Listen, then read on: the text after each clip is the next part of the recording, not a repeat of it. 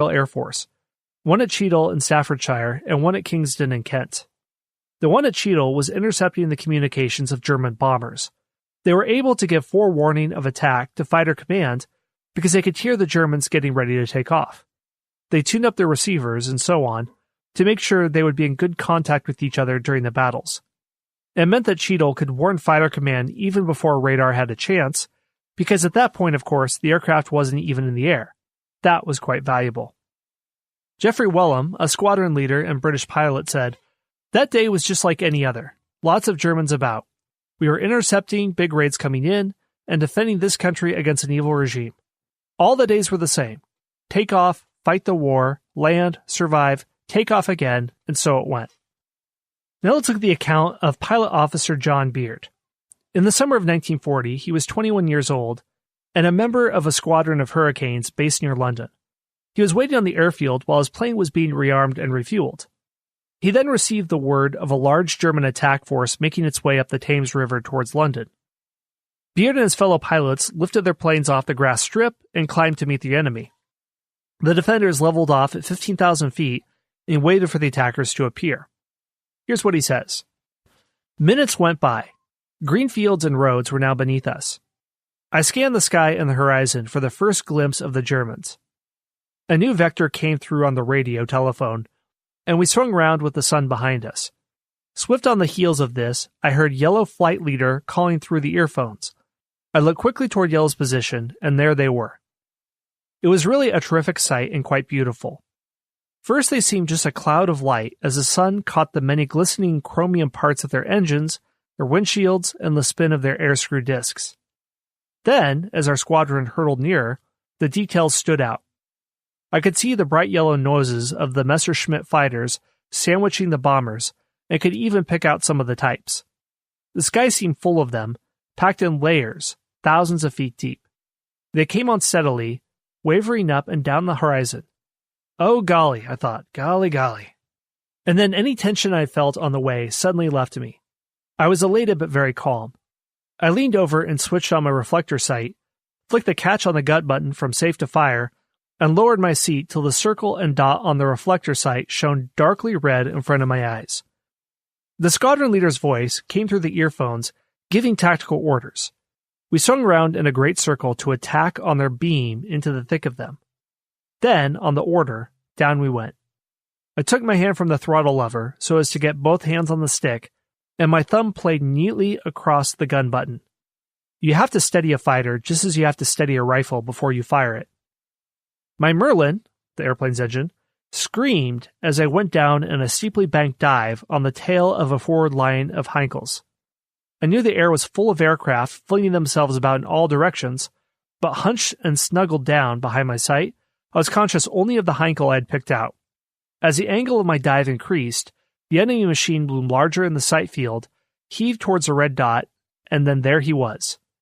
I had an instant's flash of amazement at the Heinkel proceeding so regularly on its way with the fighter on its tail. Why doesn't the fool move, I thought, and actually caught myself flexing my muscle in the action I would have taken had I been he. When he was square across the sight, I pressed the button. There was a smooth trembling of my Hurricane as the 8-gun squirt shot out. I gave him a 2-second burst and then another. Cordite fumes blew back into the cockpit, making an acrid mixture with the smell of hot oil and the air compressors. I saw my first burst go in, and just as I was on top of him and turning away, I noticed a red glow inside the bomber. I turned tightly into position again, and now saw several short tongues of flame lick out along the fuselage. Then he went down into a spin, blanketed with smoke, and with pieces flying off. I left him plummeting down, and horsing back on my stick, climbed up again for more. The sky was clearing, but ahead toward London, I saw a small tight formation of bombers completely encircled by a ring of Messerschmitts. They were still heading north. As I raced forward, 3 flights of Spitfires came zooming up from behind them in a sort of Prince of Wales feathers maneuver. They burst through upward and outward, their guns going all the time. They must have each got one, for an instant later I saw the most extraordinary sight of 8 German bombers and fighters diving earthward together in flames. I turned away again and streaked after some distant specks ahead. Diving down, I noticed that the running progress of the battle had brought me over London again. I could see the network of streets with the green space of Kensington Gardens, and I had an instant's glimpse of the round pond where I sailed boats when I was a child. In that moment, and as I was rapidly overhauling the Germans ahead, a Dornier 17 sped right across my line of flight, closely pursued by a Hurricane. And behind the Hurricane came 2 Messerschmitts. He was too intent to have seen them, and they had not seen me. They were coming slightly toward me. It was perfect. A kick at the rudder, and I swung in toward them, thumbed the gun button, and let them have it. The first burst was placed just the right distance ahead of the leading Messerschmitt. He ran slap into it, and he simply came to pieces in the air. His companion, with one of the speediest and most brilliant get-outs I've ever seen, went right away in a half-Meltman turn. I missed him completely. Must have almost been hit by the pieces of the leader, but he got away. I handed it to him. At that moment, some instinct made me glance up at my rearview mirror and spot 2 Messerschmitts closing in on my tail. Instantly, I hauled back on the stick and streaked upwards. And just in time. For as I flicked into the climb, I saw the tracer streaks pass beneath me. As I turned, I had a quick look around the office, the cockpit. My fuel reserve was running out, and I had only about a second's supply of ammunition left. I was certainly in no condition to take on 2 Messerschmitts, but they seemed no more eager than I was. Perhaps they were in the same position, for they turned away for home. I put my nose down and did likewise. Hey everyone, Scott here. One more brief word from our sponsors.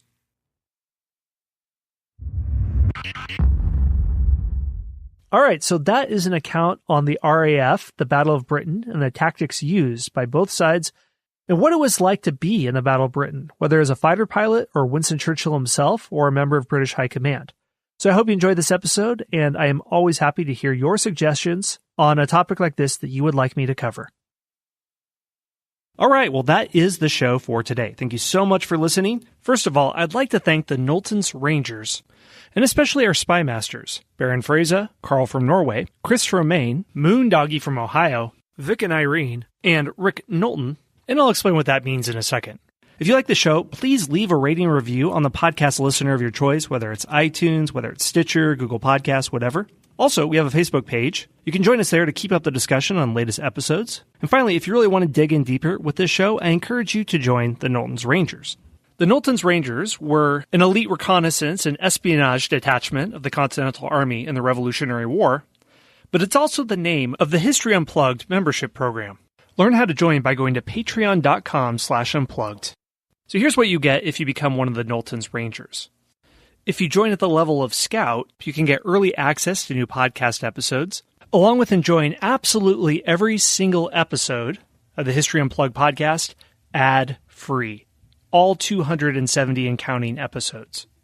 If you join at the level of Intelligence Officer, you can also get access to premium episodes, like a multi-part series on the life of Audie Murphy, the most decorated combat soldier in World War II, or the 10-part series Ottoman Lives, a series that looks at the cast of characters that made up the Ottoman Empire, such as the Sultan, the Eunuch, the harem servant girl, and the soldier. And finally, if you join at the level of Spy Master, you get all the same stuff as the Scouts and Intelligence Officers, but you also get a shout-out to you and or your business at the end of each episode, a 3-pack of hardcover history books, plus you'll be put at the very front of the line for me to answer your question about history, and I can guarantee I will dedicate an episode that's about an hour long or so to your question. Sign up at patreon.com/unplugged. Again, that's patreon.com/unplugged. Anyway, those are the ways you can help out the show. Thank you so much for your support. Thanks for listening to the History Unplugged podcast. Be sure to subscribe to the show to get your daily dose of all things history related, from ancient Greece to the Cold War. We'll see you next time at the History Unplugged podcast.